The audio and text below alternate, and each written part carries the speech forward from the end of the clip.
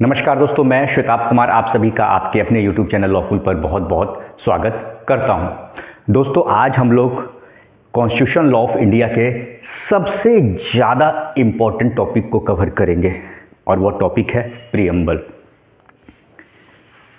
Preamble को आप ऐसे समझिए कि जब किसी भवन का निर्माण होता है, जब आप कोई मकान का कंस्ट्रक्शन उसकी शुरुआत की जाती है, तो जो उस मकान की नींव होती है, उसके बिना आप कितना भी बड़ा मकान बनाइए, कितना भी पैसा उस पर खर्च कीजिए, लेकिन अगर उसकी नींव मजबूत नहीं होगी तो वह मकान बहुत दिनों तक नहीं टिक पाएगा।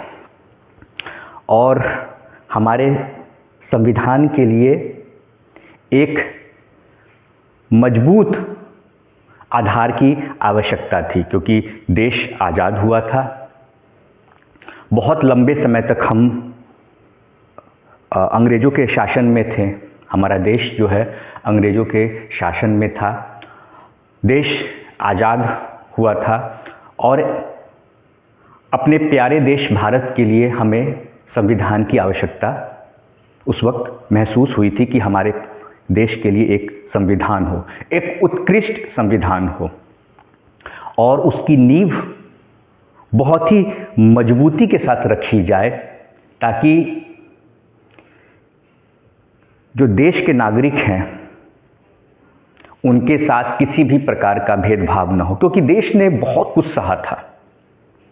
गवर्नेंस प्रॉपर तरीके से हो, बहुत सारी चीज़ें, क्योंकि अंग्रेज़ों के शासनकाल में हमने बहुत कुछ खोया और इस देश की आज़ादी के लिए जो आज वर्तमान में आप देख रहे हैं, आप कहीं भी आ जा सकते हैं, किसी के साथ किसी प्रकार का भेदभाव नहीं है,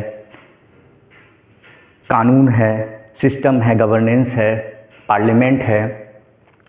ये सारी चीज़ें कैसे संभव हुई? उस एक किताब से, जिसे हम संविधान कहते हैं। तो निश्चित तौर पर इसकी नींव जो रखी गई थी उस वक्त, जो हमारे उस वक्त के हमारे संविधान निर्माता थे या जो भी कॉन्स्टिट्यूएंट असेंबली के जितने भी सदस्य थे, सबकी यही सोच थी कि जो हमारे संविधान की नींव है, यानी जो प्रीएम्बल है, उसे बहुत ही मजबूत तैयार किया जाए, बहुत मजबूती के साथ तैयार किया जाए। तो ये जो प्रीएम्बल है, इसका सोच कहाँ से आया? ये जो कॉन्सेप्ट है कि एक प्रीएम्बल भी होना चाहिए, हमारा जो संविधान है उसके लिए एक नींव का निर्माण भी होना चाहिए, एक मजबूत नींव का निर्माण होना चाहिए। तो उस वक्त जो देखा गया वह यह कॉन्सेप्ट ये यूएसए से हमें मिला। किससे मिला? यूएसए से, United states of America, USA से हमें यह कॉन्सेप्ट मिला प्रीएम्बल का। ठीक है, यानी जो लैंग्वेज ऑफ द प्रीएम्बल है is influenced by Australian constitution. इस बात को भी आपको याद रखना है। जो हमारा प्रीएम्बल का कॉन्सेप्ट है वह हमने कहाँ से लिया? तो यूएसए से लिया। कहाँ से लिया? यह जो कॉन्सेप्ट आया कि हमारा जो प्रीएम्बल है, ठीक है, वह भी एक मजबूत प्रीएम्बल होना चाहिए हमारे संविधान के लिए। यह हमने कॉन्सेप्ट कहाँ से लिया? तो United states of America, USA से। और अगर लैंग्वेज ऑफ द प्रीएम्बल की बात करें, अगर हम लोग क्या बात करें? Language.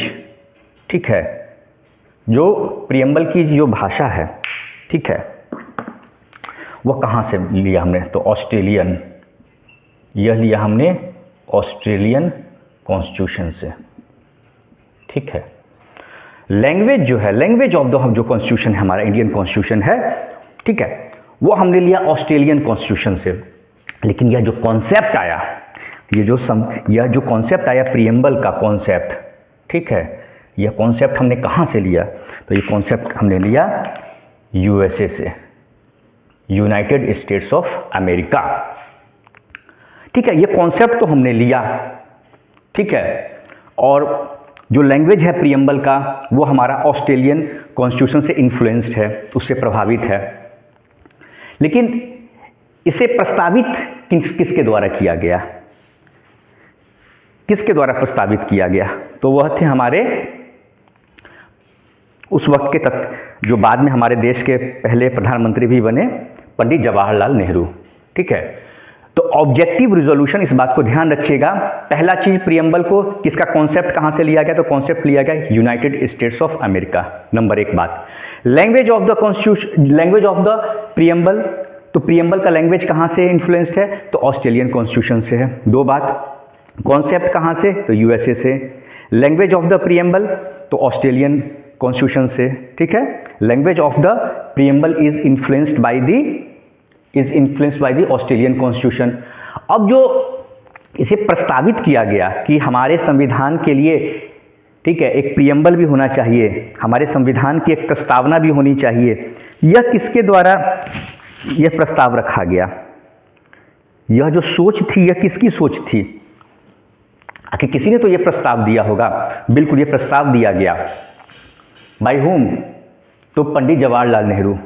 Objective resolution of preamble is moved by Pandit Jawaharlal Nehru in constituent assembly. जो संविधान सभा थी हमारी, उस संविधान सभा की जो बैठक हुई, ठीक है, ऐसे समझिए, संविधान सभा जो थी, उस संविधान सभा की जो बैठक हुई, उस बैठक में जो पंडित जवाहरलाल नेहरू थे, उन्होंने ऑब्जेक्टिव रिजोल्यूशन के माध्यम से यह प्रस्ताव रखा कि जो हमारा संविधान है, जो भारत का संविधान है, उसके लिए एक प्रियम्बल भी होना चाहिए। ठीक है, और यह कब किया गया और कहाँ के, तो किया गया यह कॉन्स्टिट्यूएंट असेंबली में किया गया। कब किया गया, तो 13 दिसंबर 1946। कब, तो 13 दिसंबर को किया गया। कब, 1946। और इसे अडॉप्ट कब किया गया, तो इसे अडॉप्ट किया गया 22 जनवरी 1947। ठीक है, 13 जनवरी 1946 को यह जो ऑब्जेक्टिव रिजोल्यूशन है प्रियम्बल का, उसे रखा गया, पटल पर रखा गया। किसके पटल पर रखा गया, तो जो कॉन्स्टिट्यूएंट असेंबली है, जो हमारी संविधान सभा है, उसके पटल पर रखा गया, वहां पर रखा गया। कब, 13 दिसंबर 1946। किसके द्वारा, तो पंडित जवाहरलाल नेहरू, जो हमारे देश के पहले प्रधानमंत्री भी रहे। और इसे अडॉप्ट कब किया गया, तो इसे अडॉप्ट किया गया, यानी इसे अपनाया गया। कब अपनाया गया इस रेजोल्यूशन को, तो यह अपनाया गया 22 जनवरी 1947 को। ठीक है, अच्छा, एक सवाल अक्सर पूछा जाता है कि what is the source of the Indian constitution. भाई, सोर्स क्या है इंडियन कॉन्स्टिट्यूशन का, बड़ा ही सरल है। आखिर इसकी आवश्यकता क्यों महसूस हुई, इसका स्रोत क्या है, इसका स्रोत क्या है, तो हम भारत के लोग, we the people of India. यही बात तो प्रियम्बल में लिखा भी गया है, इसकी शुरुआत ही हुई है, we the people of India. ठीक है, we the people of India, और यही सोर्स है। Source of the Indian constitution क्या है, हम भारत के लोग, मैं, आप, हम सभी इसके स्रोत हैं। ठीक है, we the people of India, बहुत अच्छी बात है। इसमें एक शब्द आता है sovereign. We the people of India का मतलब तो यही हो गया कि सोर्स ऑफ द कॉन्स्टिट्यूशन, और कौन है, वो हम लोग हैं। अरे हम ही में से तो लोग चुने जाते हैं, जो चुनाव होता है, इलेक्शन होता है, हमारे बीच के ही लोग तो जाते हैं और उन्हीं को हम चुनते हैं, है कि नहीं, थ्रू इलेक्शन। अब सॉवरेन की बात होती है। देखिए, सॉवरेन को लेकर बड़ा ही इंटरेस्टिंग एक वाक्य है। एक इंटरव्यू मेरा भी हुआ था, मुझसे पूछा गया था, मुझे आज भी याद है कि मैंने जो उस वक्त जवाब दिया था, मुझे लग रहा था कि उससे बेहतर जवाब और दिया जा सकता था। ठीक है, अब सॉवरेन को मैं, देखिए, बड़ा ही स्पष्ट तरीके से समझा रहा हूं। सॉवरेन सुनते हैं, सॉवरेन होता क्या है, आखिर सॉवरेन है क्या। देखिए, जिस वक्त हम अंग्रेज हमारे ऊपर शासन कर रहे थे, उस वक्त क्या था, हम अंग्रेजों के अंदर में थे, यानी हमारी स्वतंत्रता नहीं थी, हम अपना डिसीजन नहीं ले पा रहे थे। हम क्यों लेंगे, किसी के अंडर में थे ना हम, जो भी गवर्नेंस था, सब कुछ था, शासन प्रशासन सब कुछ था, एडमिनिस्ट्रेशन वगैरह सब कुछ था, लेकिन उस पर क्या था, हमारा कंट्रोल नहीं था। उस पर कंट्रोल किसका था, तो ब्रिटेन का था, हमारा नहीं था, हम इंडियंस का नहीं था। लेकिन जैसे ही देश आज़ाद हुआ, हमें आज़ादी मिली, उसके बाद क्या हुआ, India is free both internally and externally. Internally कैसे, देखिए, आपको पता होना चाहिए कि शुरुआत में भारत में क्या था कि अलग अलग ज़मींदार थे हर, और जो राज्य है, स्टेट है, वो कई छोटे छोटे राज्यों में बटा हुआ था, आज की तरह नहीं। ठीक है, अगर स्टेट बिहार की बात करें तो इसी में जो छोटे छोटे गांव हैं वो भी अपने आप को एक स्टेट के रूप में घोषित किए हुए थे। ठीक है, राजा महाराजा का समय था। ठीक है, तो बहुत सारे छोटे छोटे वहाँ पे रियासतें थीं। ठीक है, बड़े बड़े ज़मींदार थे, राजा महाराजाओं का समय था। ठीक है, कोई ग्वालियर के राजा हैं, कोई कहीं के राजा हैं। ठीक है, कोई जयपुर के राजा हैं, कोई जोधपुर के राजा हैं, कोई मेवाड़ के हैं, ऐसे बटा हुआ था। ठीक है, कोई हैदराबाद के निज़ाम हैं। तो ये क्या था, उस वक्त इंडिया जो है ना, इंटरनली भी जो है स्वतंत्र नहीं था, एक्सटर्नली भी नहीं था, इंटरनली भी नहीं था। इंटरनली इसलिए स्वतंत्र नहीं था कि कई छोटे छोटे टुकड़ों में पावर में इंडिया बटा हुआ था, एक यूनाइट पावर नहीं था। कहने के लिए अंग्रेज हम पर शासन करते थे, लेकिन उन्होंने भी शासन के लिए, एडमिनिस्ट्रेशन के लिए क्या किया कि कुछ रियासत, जैसे कि राजा, किसी राजा को दे दिया देखने के लिए, किसी ज़मींदार को देखने के लिए दे दिया, इस तरीके से था। तो इंटरनली भी जो है हम क्या थे, हम फ्री नहीं थे। ठीक है, स्वतंत्र नहीं थे। ठीक है, दूसरी बात, एक्सटर्नली भी हम आज़ाद नहीं थे। एक्सटर्नली क्यों? क्योंकि हम पर कमांड ब्रिटिशर्स का था। ठीक है, तो कोई भी हमारी विदेश नीति उस वक्त नहीं थी, जो ब्रिटेन कहेगा वही हमें मानना था। हमारी अपनी कोई विदेश नीति नहीं थी। आज है ना, हमारी अपनी विदेश नीति है कि हमारे प्रधानमंत्री कहाँ जाएंगे, क्या डिसीजन लेंगे। ठीक है, उनका जो ट्रेड है, व्यापार है, वह किस देश के साथ होगा, हमारी अपनी फॉरेन पॉलिसी है, यह सारी चीज़ें हैं। ठीक है ना, लेकिन उस वक्त ऐसा नहीं था। जो ब्रिटेन का आदेश होता था, कंट्री का, ब्रिटिशर्स का, उसे ही हमें पालन करना पड़ता था। पहले ईस्ट इंडिया कंपनी थी, उसके बाद डायरेक्ट जो है ब्रिटेन का कंट्रोल हो गया हमारे देश पर। तो उस स्थिति में क्या हुआ कि हम सॉवरेन नहीं थे। सॉवरेन मतलब हम इंटरनली और एक्सटर्नली हम आज़ाद नहीं थे। समझ गए? इसे ही सॉवरेन कहा जाता है। हम कई टुकड़ों में बटे हुए थे, प्रिंसली स्टेट्स, राजा महाराजा थे अलग अलग कई छोटे टुकड़ों में। बिहार का ही एग्जाम्पल है तो बिहार भी कई टुकड़ों में, बंगाल है, वहाँ ज़मींदार अलग अलग, सब ने खुद को अपना एक छोटे से एरिया को कहिए अपना ज़मींदार खुद को घोषित कर लिया, उसको स्टेट बना दिया। कोई कहीं का राजा बन गया, ठीक है, कोई किसी कहीं का कोई स्टेट बन गया, है ना। तो ऐसे कर करके कई टुकड़ों में बटा हुआ था। तो इंटरनली भी हम आज़ाद नहीं थे और एक्सटर्नली, जैसा कि बताया कि जो अंग्रेज कहेंगे वही हमें उस वक्त मानना पड़ता था। ठीक है, क्योंकि उनका पूरा कंट्रोल हमारे ऊपर था। तो इंटरनली जो आज़ादी मिली किससे मिली? तो प्रिंसली स्टेट्स, एग्जाम्पल के लिए समझिए, जो हमें इंटरनली आज़ादी मिली, जब देश आज़ाद हुआ तो दो चीज़ से हमें आज़ादी मिली। एक प्रिंसली स्टेट से मिला और एक फॉरेन इंटरफेरेंस से मिला। फॉरेन इंटरफेरेंस क्या? वही ब्रिटिशर्स, जो अंग्रेज क्या थे, विदेशी थे, उन्होंने तो हम पर जो है कमांड कंट्रोल किया हुआ था, हम पर शासन किया हुआ था। तो अब क्या हुआ, जब देश आज़ाद हो गया तो ये प्रिंसली स्टेट, जो राजा महाराजा थे, रजवाड़े थे, उन्हें हटाया गया धीरे धीरे करके, कानून लाकर धीरे धीरे ये जमींदारी एबोलिशन एक्ट, ये सारी चीज़ें आई। ठीक है, राजा महाराजा जितने प्रिंसली स्टेट थे सब खत्म हुआ धीरे धीरे करके। उसके बाद फॉरेन इंटरफेरेंस, जैसे ही अंग्रेज यहाँ से गए, अब क्या हुआ, अब हमारे ऊपर किसी भी प्रकार का फॉरेन इंटरफेरेंस नहीं था। कोई भी, अब ब्रिटिशर्स जो भी थे उस वक्त के, अब उनका कोई इंटरफेरेंस हमारे विदेश नीति में नहीं था। तो यही बात कहा गया है कि sovereign stands for India is free both internally and externally. Now there is no concept of princely states. ठीक है, अब हमारे यहाँ राज्य सरकार है, चुनाव होता है, इलेक्शन होता है, मुख्यमंत्री बनते हैं, वहाँ राज्यपाल है, विधानसभा है, सारी चीज़ें हैं। अब राजा महाराजा और जमींदारी की कहानी खत्म है। तो इंटरनली हम फ्री हो गए। अब एक्सटर्नली, यानी हमारी जो विदेश नीति है, हमारी जो फॉरेन पॉलिसी है, वो हमारी अपनी खुद की है। तो यहाँ एक्सटर्नली अब हम आज़ाद हो गए। हमें किस देश के साथ क्या संबंध रखने, क्या व्यापार रखने हैं, क्या कूटनीतिक संबंध रखने हैं, वह सारी चीज़ें हैं। तो अब क्या है, हमारा अपना नो फॉरेन इंटरफेरेंस है, because we have our own foreign policy. अब हमारी खुद की एक विदेश नीति है, विदेश मंत्रालय है, विदेश मंत्री हैं। ठीक है, जिन्हें आप फॉरेन मिनिस्टर कहते हैं। ठीक, अब बात आती है सोशलिस्ट की। सोशलिस्ट को समझिए और सेकुलर को समझिए, यह दो बातें। अच्छा, ये जो सोशलिस्ट और सेकुलर है ना, यह हमारे संविधान जो ये जो प्रियम्बल था, मूल प्रियम्बल में यह नहीं था। मतलब शुरुआत में जो प्रियम्बल हमारा लिखा गया था, तैयार हो गया था, तो उसमें यह नहीं था, इसे जोड़ा गया बाद में। 42वां संशोधन हुआ था संविधान में, उसमें यह सोशलिस्ट और सेकुलर शब्द को जोड़ा गया। सोशलिस्ट का मतलब क्या है कि पब्लिक और प्राइवेट, ठीक है, पब्लिक और प्राइवेट जो भी हमारे संस्थान हैं, उसमें पब्लिक का मतलब क्या हो गया कि जो गवर्नमेंट की सरकारी जो संस्थाएं हैं, ठीक है, और प्राइवेट मतलब प्राइवेट इंडस्ट्रीज, ठीक है, इनमें क्या हो, एक दूसरे में कोऑपरेशन हो।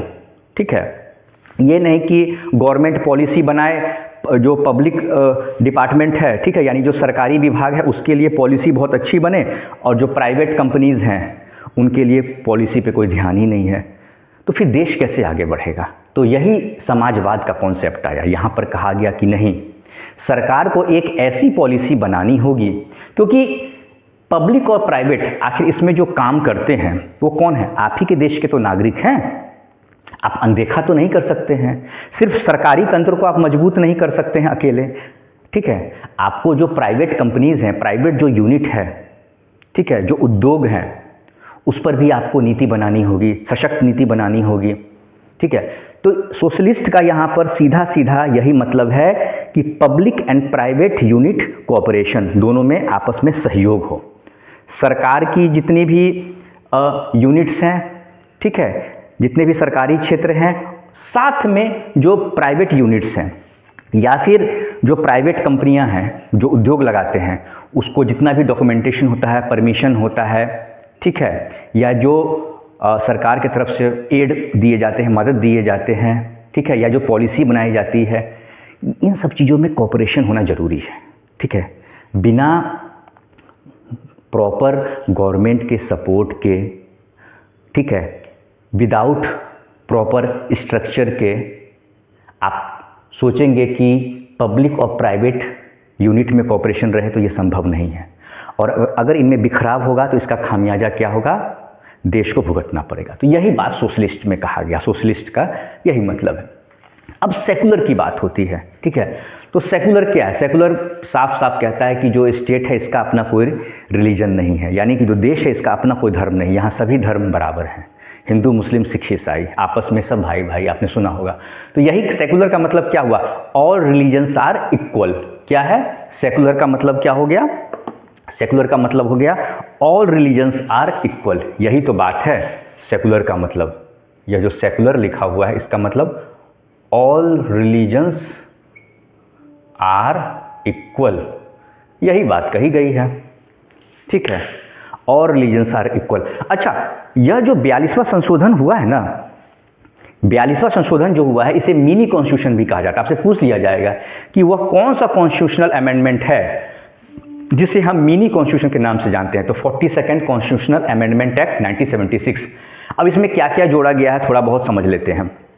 ठीक है, इसको देखिए, इसको मैं आपको बता देता हूं कि आखिर इसे मिनी कॉन्स्टिट्यूशन क्यों कहा जाता है। अरे इतना ना संविधान में संशोधन हो गया, इतना ना बदलाव हो गया संविधान में कि कहा जाता है कि जितना बदलाव है उससे तो एक छोटा सा संविधान बन जाएगा, इतना ज़्यादा बदलाव किया गया। पहला चीज़ क्या हुआ भाई साहब, फंडामेंटल ड्यूटीज़, फंडामेंटल ड्यूटीज़ को ऐड किया गया। ठीक है, देन आफ्टर फंडामेंटल ड्यूटीज़ के बाद प्रियम्बल में हुआ बदलाव। प्रियम्बल में क्या क्या हुआ, सोशलिस्ट और सेकुलर को जोड़ दिया गया। किस किस को जोड़ दिया गया, तो सोशलिस्ट और सेकुलर को जोड़ दिया गया। तो यह एक चीज़ हो गया। उसके बाद आपको इंटीग्रिटी शब्द को भी जोड़ दिया गया प्रियम्बल में, सोशलिस्ट को जोड़ दिया गया, सोशलिस्ट, ठीक है, फिर सेकुलर, फिर इंटीग्रिटी, यह तीन चीज़ को जोड़ दिया गया प्रियम्बल में। वाह, देखिए कितना प्रियम्बल में भी बदलाव हुआ। अच्छा, जुडिशियल रिव्यू में बदलाव हुआ। उसके बाद इमरजेंसी प्रोविज़न में बदलाव हुआ। ठीक है, प्रियम्बल में तो बदलाव हुआ ही, उसके बाद क्या हुआ, जो जुडिशियल रिव्यू है उसमें बदलाव किया गया। ठीक है, इमरजेंसी प्रोविज़न में बदलाव किया गया। कई सारे बदलाव किए गए, फंडामेंटल ड्यूटीज़ में बदलाव किया गया, इसीलिए इसको इतना बदलाव किया गया। फिर सेंट्रलाइजेशन ऑफ पावर, उसमें बदलाव किया गया। देखिए उसके बाद क्या हुआ, आपको जुडिशियल रिव्यू, ठीक है, जुडिशियल रिव्यू में बदलाव किया गया। उसके बाद क्या किया गया, तो इमरजेंसी प्रोविज़न, इमरजेंसी आपातकाल की जो नीति है, ठीक है, उसको लेकर जो प्रोविज़न दिया गया उसमें बदलाव किया गया इमरजेंसी प्रोविज़न में। फिर सेंट्रलाइजेशन ऑफ पावर, जो सेंट्रल गवर्नेंस है उसको ज़्यादा पावर दिया गया, ठीक है, centralisation of power, centralisation of power. तो यह बहुत सारे बदलाव हुए उस वक्त। इसीलिए कहा गया कि यह जो 42वां संशोधन है ना, यह 42वां संशोधन अपने आप में एक छोटा सा संविधान है, एक मिनी कॉन्स्टिट्यूशन है। इतना ज़्यादा बदलाव किया गया, ठीक है, इस बात को दिमाग में रखिएगा। 42वां संशोधन 1976, 42nd कॉन्स्टिट्यूशनल अमेंडमेंट एक्ट 1976, ठीक है। अब डेमोक्रेटिक एक शब्द का इस्तेमाल किया गया है, डेमोक्रेटिक का, प्रियम्बल में पढ़िएगा। देखिए बहुत लोग कहते हैं कि अरे वो जो एक मेरा स्टूडेंट है जिसे मैं जानता हूँ उसे पूरा प्रियम्बल याद है। देखिए कानून की पढ़ाई में आपको तोता नहीं बनना है। तोता का काम कहते हैं, तोता के लिए कहते हैं तोता रट लेता है, दिमाग नहीं लगाता, रटता है सिर्फ वो। तो रटिए नहीं, संविधान अगर किसी ने रट लिया, एक सांस में सुना दिया बिना आँख पलक झपकाए हुए, उसको कहिएगा बुद्धिमान है, तो वो बुद्धिमान नहीं है, ठीक है। बुद्धिमान उसे मैं समझता हूँ, या वो होता है जो कि प्रियम्बल की व्याख्या करे, इसको एक्सप्लेन करे। What actually the preamble is, संविधान मूलतः संविधान है क्या, संविधान की प्रस्तावना है क्या, हमारे संविधान की प्रस्तावना है क्या, यह जानना आवश्यक है, न कि संविधान की प्रस्तावना को आपने रट दिया तोता की तरह, वह जरूरी है। तोता की तरह रटिए नहीं। इसलिए मैं कहता हूं कि मैं पढ़ाता नहीं, मैं समझाता हूं, आप समझने आए हैं। तो डेमोक्रेटिक का मतलब क्या होता है, तो बड़ी टेक्निकल चीज़ को यहाँ पर डाला गया है, लेकिन अगर उसे आप समझेंगे ना, डेमोक्रेटिक क्या है, तो government by the people for the people. Democratic आपको बड़ा ही एक टेक्निकल सा टर्म लग गया, डेमोक्रेटिक, ठीक है। तो डेमोक्रेटिक है क्या, तो government by the people for the people, ठीक है। कैसे है, अरे भाई जो प्राइम मिनिस्टर हैं, ठीक है, प्राइम मिनिस्टर हैं और कैबिनेट मिनिस्टर हैं, कैसे इनका चुनाव होता है, ठीक है। होता है ना आपका संसद का, पार्लियामेंट का चुनाव होता है ना, पार्लियामेंट के चुनाव के बाद जो पार्टी होती है जिसको बहुमत मिलता है, उसी में से प्राइम मिनिस्टर बनते हैं और कैबिनेट मिनिस्टर बनते हैं। तो आखिर यह जो चुनाव होता है लोकसभा का, उसमें किसके द्वारा इसमें चुना जाता है, तो बाय द पीपुल, यानी हम लोग के द्वारा, जिसे वी द पीपुल कहा गया है शुरुआत में संविधान की प्रस्तावना में, वी द पीपुल। तो यह जो भी प्राइम मिनिस्टर हैं या जो कैबिनेट मिनिस्टर्स हैं, यह कैसे बनते हैं, चुनाव जीतते हैं, लोकसभा का जीत कर आते हैं ना, लोकसभा का चुनाव हुआ और उसी में से फिर आपको प्राइम मिनिस्टर और कैबिनेट मिनिस्टर बनते हैं, ठीक है। चलिए अब डेमोक्रेटिक तो हो गया, अब ये रिपब्लिक क्या होता है, यह रिपब्लिक का, तो रिपब्लिक का मतलब हो गया कि head of state is not a hereditary office. क्योंकि यह क्या है, डेमोक्रेसी में तो है कि चुनाव होगा, हम चुनेंगे, हमारा प्रतिनिधि जो होगा उसे चुनकर भेजा जाएगा, और जिसके पास बहुमत होगा हम चुनेंगे। कोई एक्स आदमी है, वाई है और जेड है, यह तीन लोग चुनाव में खड़े हुए हैं, हमने जेड को वोट दिया, ठीक है, वाई को भी दिया, एक्स को भी दिया, एक्स वाई जेड तीनों को वोट पड़ा, उसमें सबसे ज़्यादा जिसको वोट मिला, ठीक है, जिसके वोट की संख्या ज़्यादा है, वह जीत गया चुनाव, और चुनाव जीता। उसके बाद जिस पार्टी को बहुमत जितना मिला उसके हिसाब से क्या होता है, वहाँ पर सरकार बनती है, ठीक है। उस सरकार में क्या है, प्राइम मिनिस्टर है एंड कैबिनेट मिनिस्टर्स। तो वो डेमोक्रेसी तो समझ गए आप, डेमोक्रेसी। रिपब्लिक क्या है, रिपब्लिक क्या, तो रिपब्लिक में क्या है कि यहाँ पर यह नहीं है कि राजा का बेटा ही राजा बनेगा, हेड ऑफ स्टेट बनेगा, ठीक है। यहाँ हेड ऑफ स्टेट क्या है, हेड ऑफ स्टेट किसको कहा गया है, तो राष्ट्रपति को कहा गया है, ठीक है। लेकिन वो हेरिडेटरी नहीं है, ये नहीं कि राजा, मैं हूँ राजा ठीक है, हेड ऑफ स्टेट हूँ, फिर मेरा बेटा बनेगा, फिर उसका बेटा बनेगा, मेरे परिवार के लोग बनेंगे, ऐसा नहीं है। ठीक है, तो ये क्या है, प्रेसिडेंट होते हैं। Head of state stands for, head of state कौन होते हैं हमारे यहाँ, तो प्रेसिडेंट ऑफ इंडिया होते हैं। लेकिन यह सिर्फ नॉमिनल हेड होता है, यानी जो भी काम होता है वह इन्हीं के नाम से होता है, प्रेसिडेंट के। ठीक है, तो प्रेसिडेंट हो गए हमारे नॉमिनल हेड। रियल पावर किसके पास है, तो real power vest with prime minister and cabinet minister. इन्हें ही तो हम चुनकर भेजते हैं संसद में, इसीलिए रियल पावर, जितनी भी पॉलिसीज़ हैं, तमाम चीज़ें हैं, वह किन हस्ताक्षर, जो भी कानून बनता है वह इन्हीं के नाम से बनता है, इनका ही सिग्नेचर होता है प्रेसिडेंट। जैसे अभी 3 हमारे मेजर क्रिमिनल लॉज आए हैं ना, तो उसमें जो भी मंजूरी मिलती है वह किन की मंजूरी मिलती है, तो राष्ट्रपति की मंजूरी मिली है। तो नॉमिनल हेड ये हैं, इनके नाम से होगा, जो भी काम होगा इनके नाम से होगा। ठीक है, हेड ऑफ स्टेट हमारे यही हैं। लेकिन जो गवर्नमेंट है, वो सरकार है, वह कौन होगी, सरकार है prime minister and cabinet minister. इसलिए जो रियल पावर है वह किसके पास है, तो प्राइम मिनिस्टर और कैबिनेट मिनिस्टर के पास है। ठीक है, अब जस्टिस की बात आती है। जस्टिस को मूलतः हमने क्या किया है, 3 पार्ट में बांट दिया है। Justice, social justice, political justice, economical justice.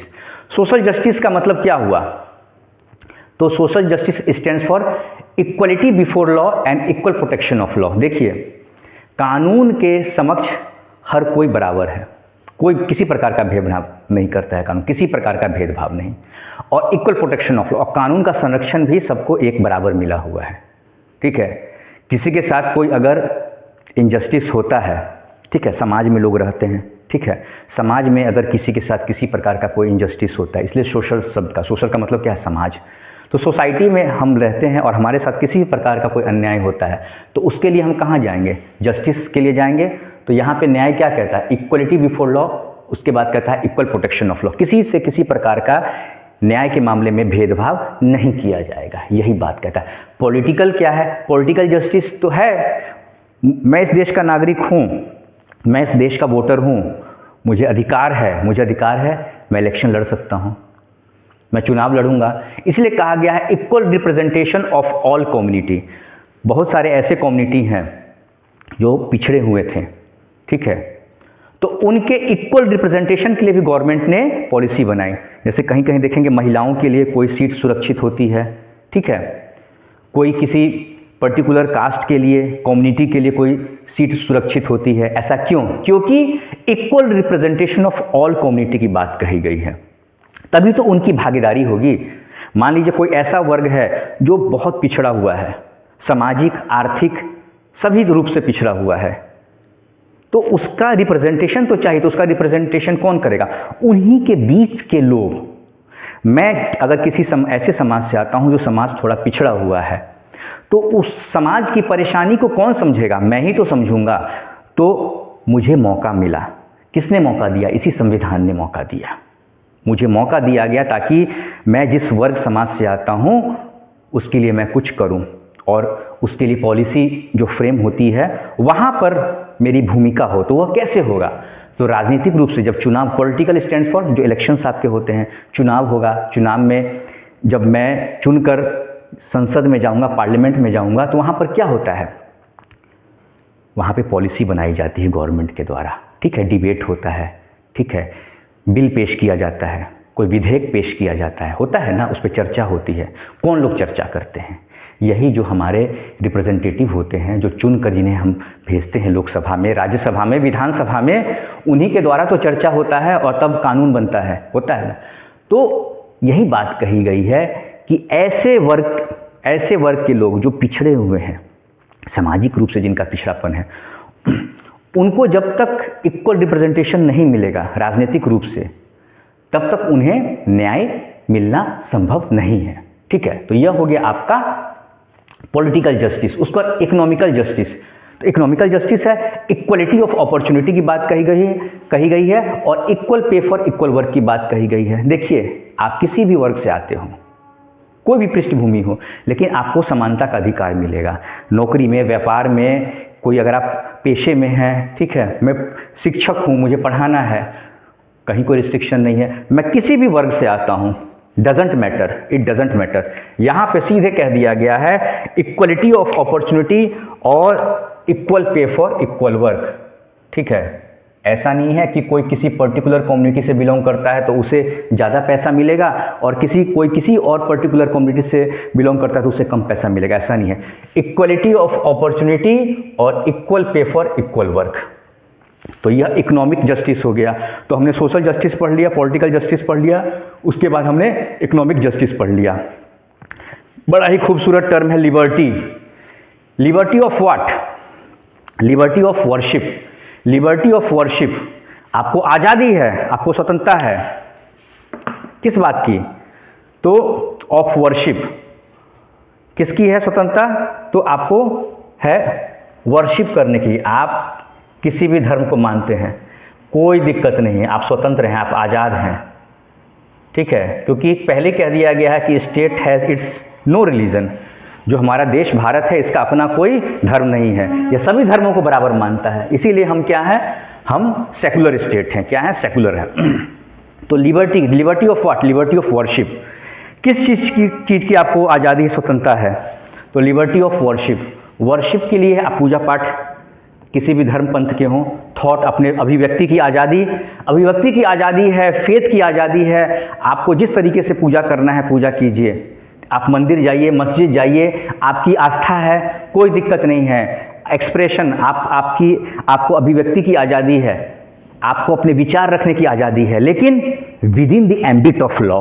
अब यह नहीं कि धर्म या आस्था के नाम पर हम क्या कर रहे हैं? हम उदंडता कर रहे हैं, हम कानून तोड़ रहे हैं। नहीं नहीं नहीं नहीं नहीं, ये काम नहीं करना है सर। आपको लिबर्टी मिली है, लेकिन लिबर्टी क्या है? लिबर्टी मिली है सर आपको, ठीक है, लेकिन लिबर्टी किस चीज़ की, कैसे लिबर्टी है? तो यह लिबर्टी आपको मिली है with in the ambit of law. कानून नहीं तोड़ना है। कानून तोड़िएगा तब तो फिर आपके ऊपर विधि सम्मत कार्रवाई होगी। कानून नहीं तोड़ना है सर। लिबर्टी आपको दिया गया है, आपको स्वतंत्रता है, वर्शिप के लिए है, फेथ के लिए है, एक्सप्रेशन के लिए है, थॉट के लिए है, बिलीफ के लिए है, सब चीज़ की स्वतंत्रता है, लेकिन within the ambit of law, विधि सम्मत तरीके से। कानून नहीं तोड़ना है आपको। कानून कैसे तोड़िएगा? कानून कैसे तोड़िएगा? अच्छा, दूसरी बात, यह जो लिबर्टी का कॉन्सेप्ट है सर, ये कहाँ से आया है? स्टैचू ऑफ लिबर्टी के बारे में सुना है ना आपने? वह एक स्टैचू बना हुआ है, एक मूर्ति बनी हुई है, देखे होंगे, हाथ में मशाल लिए हुए, है ना? उसी स्टैचू ऑफ लिबर्टी से हमने इस लिबर्टी को लिया है। ठीक है, उसी से हमने लिया है लिबर्टी। जो स्टैचू ऑफ लिबर्टी है, इस बात को दिमाग में रखिएगा। ऐसे कनेक्ट कीजिए चीज़ों को, चीज़ें याद रहेंगी। स्टैचू ऑफ लिबर्टी देखिएगा, सर्च कीजिए, गूगल भी कीजिएगा तो सामने दिख जाएगा। याद आ रहा है ना? ऐसे करके पूरा ऐसे लिया हुआ मशाल, एक हाथ में एक किताब भी रखी हुई है, ये स्टैचू ऑफ लिबर्टी, ऐसे करके देखिएगा, दाहिना हाथ है, ऐसे करके मशाल है उस पर, वही स्टैचू ऑफ लिबर्टी की बात होती है। अब इक्वलिटी, इक्वलिटी फॉर व्हाट? तो equality for status and opportunity, बिल्कुल समानता का अधिकार जिसे कहते हैं। कोई भेदभाव नहीं होने वाला है। क्यों होगा? संविधान किस लिए है? कोई भेदभाव नहीं होने वाला है। कोई कहता है तो संविधान है, कॉन्स्टिट्यूशन इज देयर, और यह बात तो संविधान की प्रस्तावना में ही स्पष्ट कर दी गई है। क्या कर दिया गया है? तो equality of opportunity, equality of opportunity and status, समानता का अधिकार, किसी से किसी प्रकार का भेदभाव नहीं होगा। आप आज़ाद हैं, आप कहीं भी आने जाने के लिए आज़ाद हैं, ठीक है, कोई रोक टोक नहीं है आपके लिए, लेकिन वह विधि सम्मत होना चाहिए, with in the ambit of law होना चाहिए। ठीक है, तो यही बात कही। फ्रेटर्निटी, फ्रेटर्निटी है, फ्रेटर्निटी है, फ्रेटर्निटी का क्या मतलब हो गया यहाँ पर? अनेकता में एकता ना, ब्रदरहुड नेशन थ्योरी, उसी की बात हो रही है यहाँ पर। जो भाईचारा की बात होती है ना, आपसी भाईचारा, brotherhood nation theory, brotherhood nation theory, इसी की तो बात हो रही है सर। ठीक है, अनेकता में एकता, यह सब सुनते हैं ना शब्द, क्या है? फ्रेटर्निटी है, क्या है फ्रेटर्निटी? मतलब क्या? तो यह बात हो गई आपसी भाईचारा, भाई लड़ना नहीं है, हम सभी इस देश के नागरिक हैं, लड़िए नहीं आपस में, ठीक है। यही बात कहता है आपसी भाईचारा की, ब्रदरहुड नेशन थ्योरी, ठीक है। और इसी को हमने थोड़ा सा और इसके एस्पेक्ट को बड़ा कर दिया, तो यूनिटी एंड इंटीग्रिटी, अनेकता में एकता। हम किसी भी धर्म के हो सकते हैं, लेकिन हमारा आपस में किसी प्रकार का मतभेद नहीं है, ठीक है। आपस में क्या है, भाईचारा है, ठीक। अच्छा, ये कॉन्सेप्ट कहाँ से आया? यह जो लिबर्टी है, 3 टर्म है यहाँ पर लास्ट में, आप देखिएगा, ठीक है। यह 3 टर्म है यहाँ पर, एक है एक लिबर्टी, एक है लिबर्टी, ठीक है। दूसरा है इक्वलिटी, ध्यान से देखिएगा, लिबर्टी, इक्वलिटी, और तीसरा है फ्रेटर्निटी। यह भी पूछ लिया जाता है, ठीक है। ये तीनों कॉन्सेप्ट हमने कहाँ से लिया? तो ये देखिए, ये तीनों कॉन्सेप्ट हमने फ्रेंच कॉन्स्टिट्यूशन से लिया। कब, कहाँ से? फ्रांस के संविधान से, फ्रेंच कॉन्स्टिट्यूशन से। कहाँ से? तो फ्रेंच कॉन्स्टिट्यूशन से लिया हमने। कहाँ से लिया? फ्रेंच कॉन्स्टिट्यूशन से, ठीक है। तो यह आपका पूरा प्रियम्बल का पूरा एक निचोड़ कहिए, ठीक है। ये एक कॉन्क्लूसिव लेक्चर है आपका। इस लेक्चर को देखिए, साथ में आप अपना कॉन्स्टिट्यूशन का आप बुक रखिए, प्रियम्बल खोलिए, ठीक है, संविधान की प्रस्तावना, उसके साथ इसको पढ़िए। सब कुछ तो बता दिया, प्रियम्बल का कॉन्सेप्ट यूएसए से, language of the preamble is influenced by Australian constitution, objective resolution किनके द्वारा पेश किया गया? तो पंडित जवाहरलाल नेहरू। कहाँ पेश किया गया, कहाँ इसे रखा गया? तो यह रखा गया कॉन्स्टिट्यूएंट असेंबली में। कब रखा गया? तो 13 दिसंबर 1946 में रखा गया, 1946 में। इसे अडॉप्ट कब किया गया? यह जो प्रस्ताव दिया गया ऑब्जेक्टिव रिजोल्यूशन, किस चीज़ का? प्रियम्बल का। इसे कब अडॉप्ट किया गया? तो इसे अडॉप्ट किया गया 22 जनवरी 1947 में। वी द पीपुल, ठीक है। वी द पीपुल से आप क्या समझते हैं? तो we the people of India, we the Bharat, हम भारत के लोग। अच्छा, तो हम भारत के लोग यहाँ पर क्या स्टैंड करता है? तो यही तो है संविधान का स्रोत, यही तो है source of the Indian constitution. आखिर इसकी आवश्यकता क्यों पड़ी? क्यों पड़ी आवश्यकता? भारत के लोगों के लिए। देश आज़ाद हुआ था, मैंने जो लेक्चर की शुरुआत में ही कहा, देश आज़ाद हुआ था। हमें एक ऐसे कहीं एक रोशनी की आवश्यकता थी जो हमारे लिए आगे की जो दिशा है उसमें हम सही तरीके से बढ़ पाएँ, क्योंकि एकदम से सब कुछ बिखरा हुआ हमें मिला था, सब कुछ बिखरा हुआ, ठीक है। तो उसके लिए हमें एक रोशनी की ज़रूरत थी। संविधान हमारे लिए रोशनी का काम करता है, रोशनी का काम करता है। दोस्तों आप पढ़िए, बहुत खूबसूरत है।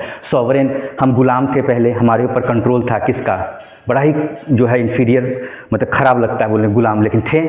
200 साल से ऊपर तक हमें हमारे ऊपर कब्जा किया गया था, अंग्रेज़ों द्वारा हमें प्रताड़ित किया गया था। अब हम आज़ाद थे, हम आज़ाद हुए। अब हमें किसी से पूछने की आवश्यकता नहीं है हमें क्या खाना है, ठीक है, कहाँ जाना है, क्या करना है, कुछ नहीं।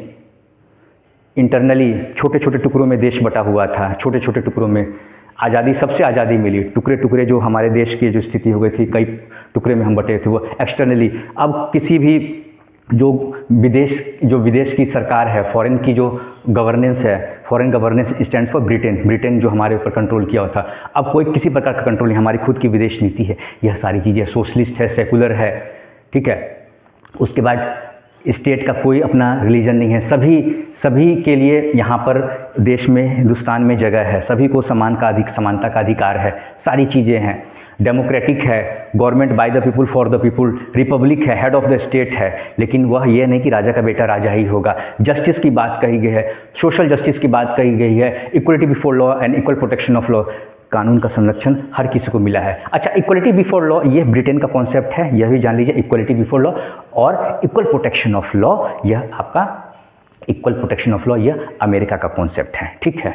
उसका पॉलिटिकल यानी कि राजनीतिक जो जस्टिस है, न्याय है, पॉलिटिकल जस्टिस की बात करते हैं, उसमें क्या कोई ऐसा वर्ग है जो पिछड़ा हुआ है, तो उसका प्रतिनिधि भी उसी वर्ग के लोग करेंगे, ठीक है। जो जिस वर्ग को आप कहते हैं कि थोड़ा पिछड़ा हुआ है, राजनीतिक रूप से पिछड़ा हुआ है, उनके प्रॉपर रिप्रेजेंटेशन के लिए उन्हीं के बीच के लोग को मौका दिया जाएगा। एक ऐसी पॉलिसी बनाई जाएगी जिसके लिए उन्हीं के लिए प्रॉपर रिजर्वेशन होगा, उनके लिए आरक्षण होगा कि यह सीट पे जो चुनाव होगा वह इसी समाज के लोग जो है इस सीट पर चुनाव लड़ सकते हैं।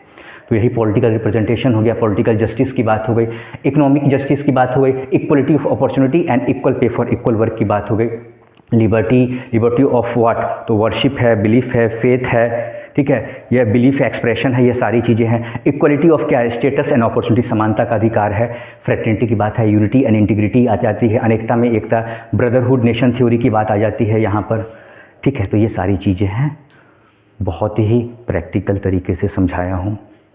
कोई भी डाउट होता है आज की इस लेक्चर को लेके तो आप मुझसे, मैं हर बार कहता हूँ, कमेंट सेक्शन में ज़रूर पूछिएगा। बहुत ही इंपॉर्टेंट आज का लेक्चर है, बहुत ही इंपॉर्टेंट है, बहुत ध्यान से देखिएगा, स्किप बिल्कुल भी नहीं कीजिएगा। और साथ में आपको यह जो कॉन्स्टिट्यूशन की किताब है, यह जो कॉन्स्टिट्यूशन की किताब है, इसको बेरेक्ट को साथ में रखिए, इसको पढ़िए, ठीक है, इसको पढ़िए। संविधान का देखिए यहाँ पे प्रस्तावना दिया हुआ है। बिना पढ़े अगर आपको लगेगा, आपको समझना है, चीज़ों को समझना होगा, कैसे समझिएगा, देखते हैं, यही संविधान लिखा हुआ है, संविधान की प्रस्तावना, ऐसे आपको पढ़ना होगा चीज़ों को। ठीक है दोस्तों, तो आज का लेक्चर यहीं पे कंक्लूड करता हूँ। मिलते हैं अपने नए लेक्चर में। नमस्कार।